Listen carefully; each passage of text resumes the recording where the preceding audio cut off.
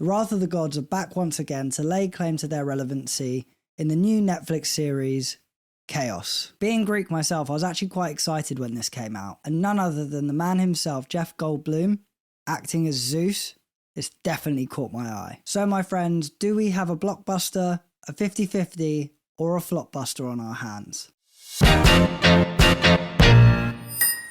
Kaos takes us into a world where ancient Greek gods and mythological figures are reimagined in a darkly comedic modern setting. Jeff Goldblum plays Zeus, the king of the gods, but with a twist. He's not exactly the all-powerful ruler that we know. The show blends mythology with modern-day issues, making for a wild, unpredictable ride through the lives of gods and mortals alike. The main conflict revolves around the gods' attempts to maintain control over their immortal realm and the mortal realm, while humans begin to challenge the status quo. Zeus is paranoid about losing his power, and the other gods have their own agendas. Meanwhile, the mortals, caught in the middle, start to question the authority of the gods. This power struggle leads to comedic, dramatic, and sometimes absurd situations. As the season builds a climax, the balance of power starts to shift. Zeus, driven by fear and paranoia, starts making desperate decisions that only escalate the chaos. The other gods begin to reveal their true colours, and alliances start to fall apart. In the end, the mortals, armed with the new knowledge about the gods' vulnerabilities, begin to rise up. While some questions are resolved, many threads are left hanging, teasing even bigger conflicts to come into the next season. The gods' reign might be slipping, and the stage is set for a reckoning. We're getting 8 episodes that are made up of 50 minutes in length,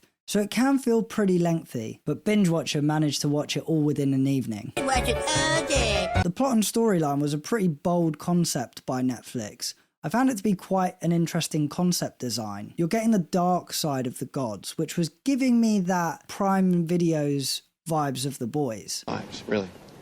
Vibes. And if you couple that in with such a brilliant cast that they had for this show, and especially as we're seeing the end of a lot of Netflix shows that have been quite a big hit, cancelled, it added quite a lot of quality to the show. When it comes to the critiques, I would say that it did feel quite slow, and it also felt quite aggressive in its introduction to the high volume of characters. In the beginning, the show is setting out its stall.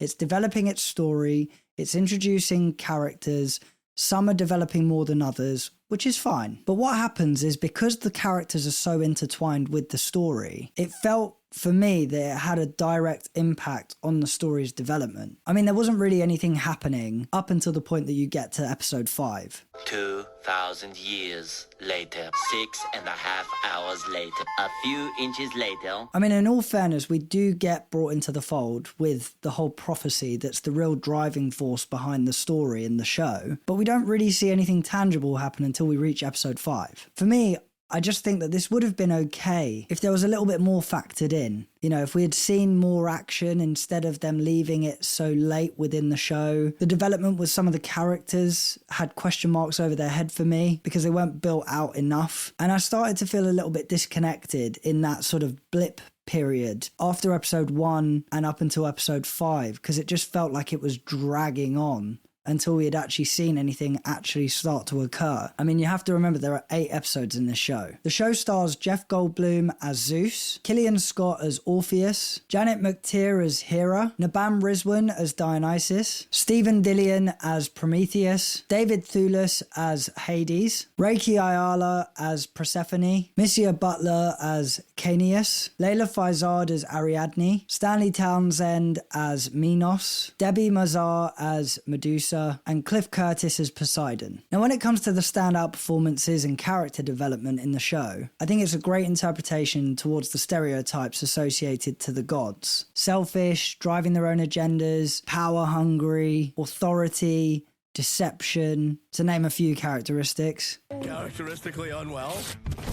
Now, my top picks for the standout ones to watch are Zeus, Dionysus, Prometheus, and Hades. Zeus undergoes some very interesting development in this show. The story is all centered around a prophecy that could bring about his downfall. It's interesting because the more the show progresses, the more and more we see Zeus's vulnerability and paranoia take effect, with him thinking that there is ultimately a ploy that is starting to present itself more and more to overthrow him. While the gods that are closest to him are showcasing their concerns for him, he slowly learns of their betrayal that vary in different ways, but he is soon brought into the fold of these betrayals, which see him lose control and ultimately putting his foot down to re-establish his authority. I thought this was a really exciting portrayal, coupled with an interesting storyline, so they complement each other nicely. What I would say is that I would have probably wanted to see a little bit more of Zeus's wrath being displayed. I mean, he does have to deal with a lot from those who are closest to him, which would make anyone lose it, and he's the king of the gods. Prometheus is a weirdly interesting one, because he's providing the narration for the entirety of this show, as well as having a key role to play in the latter stages of it. Prometheus' first introduction to the show is that we are seeing him chained up to the side of a cliff face. Through multiple encounters in this show, we're seeing Zeus summon him to get advice and send him back. I'm sending you back. What we do get clarity on is that Zeus, more often than not, states that Prometheus is his best friend. This is someone that he trusts in any time of major need. For the most part of the show, we're seeing this weird interaction between Zeus and Prometheus, and the only interaction that we're getting between the two of them is whenever Zeus summons him. Now, the issue here is that we don't actually know why he's been chained to the side of a cliff face, other than he has betrayed Zeus. But we don't get the clarity on what exactly he's done to deserve that exile and punishment. The only inkling that we have is that it has something to do with this prophecy. It's an interesting turn of events in the final episodes of the show, because we see Prometheus break free of his punishment. Interestingly, it isn't Zeus that sets him free, and that's what will be intriguing to see in season 2 if Netflix decides not to cancel it. When I think of Prometheus's role in the show,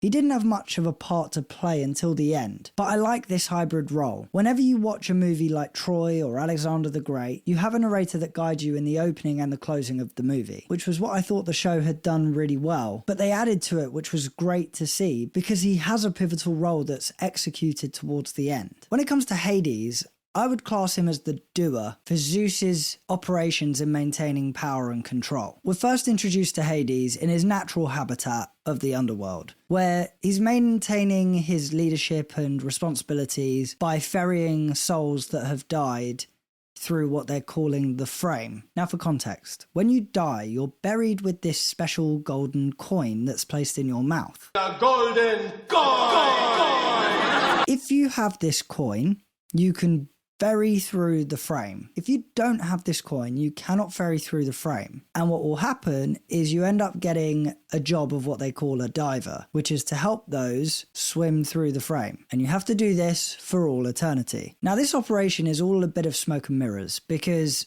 actually, when you pass through the frame, you're not going into a better life or what they're calling renewal. You're actually having your energy sucked out of you, and that energy is being fed up into Olympus, which the gods are being powered by. And this is all under threat from this prophecy. Now, Hades is starting to realize that something needs to change, because there's a massive overflow that's starting to happen. But when he goes to inform Zeus and make him aware of this situation, because Zeus is going through that paranoia, and this could be the tipping point that sets them over the edge to give rise to this prophecy, he ends up just punishing him. The overflow doesn't just leave Zeus vulnerable, but it leaves all the gods vulnerable. It's just that Zeus has more to lose. So Hades decides to take it upon himself to try and fix the issue. I'm not going to lie here, I was expecting to see a little bit more from this character, given the fact that it's Hades. I thought they had a brilliant actor, but I just felt like they didn't really capitalise on that much. Now, that's not to take anything away from David Thewlis, as I thought he was still great, but I thought there just could have been a little bit more that the show could have explored with him and his character. Now, that leaves my chosen standout one to watch out of the ones to watch being Dionysus. Dionysus is on an interesting journey in this show. We see him really want to do and be more, as he comes across as if he has a point to prove to his father Zeus. The challenge for Dionysus is that Zeus just can't take him seriously, which suggests that he'll never be seen as more than just the god of pleasure, madness, and wild frenzy. He soon somewhat comes to terms with this,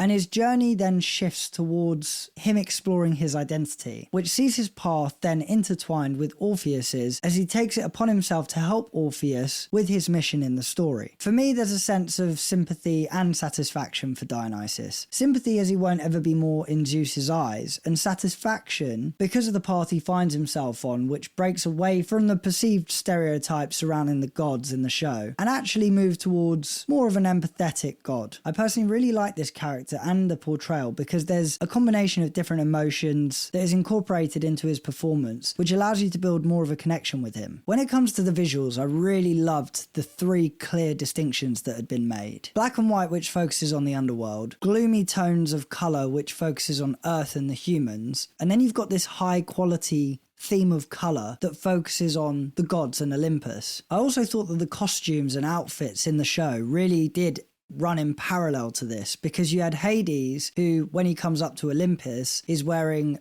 a tux and it's black and white. You've got the humans who dress somewhat fashionably, but that vintage attire. And then you've got the gods of Olympus that are wearing high quality designer brands with vibrant colours. I thought this really brought differentiation with what the show was trying to emphasise around status, station, with regards to the dead, humans and the gods. With the cinematography, what really stood out to me the most was in scenes where there's blurred out backgrounds and that individual that is in focus, because it really emphasized and focused the scene on that individual that the story is trying to focus our attention on, which provided more tension and intensity in those scenes that it was executed in. I thought this was really clever because it really focuses you as the audience and your attention on what the story in this scene particularly wants to bring to your attention. When it comes to the entertainment value, I think that Kaos has kicked things off in a really unique way, bringing that blend of humour and mythology, which actually makes for a really good viewing experience, and it makes it something fresh and new added into Netflix. The biggest challenge with the show is that it kicks things off well, but then nothing really happens until you get to episode 5,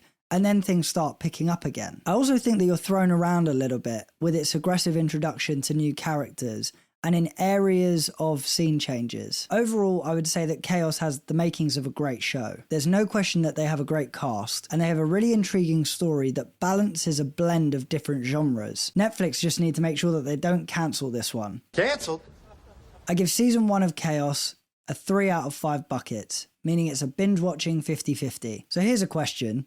If you were to be a god, which god would you be? And you can't pick the obvious one being Zeus. If I was to answer it, I'd probably go with Poseidon. But let me know who you would be down in the comments below. As always, don't forget to smash a like if you enjoyed, subscribe to the channel if you're new, and follow us on social media to stay up to date with the latest content. If you like what you've seen here and you want to see more, click right here to see more. I'm Matthew, this is Binge Watcher. Thanks for binging with me.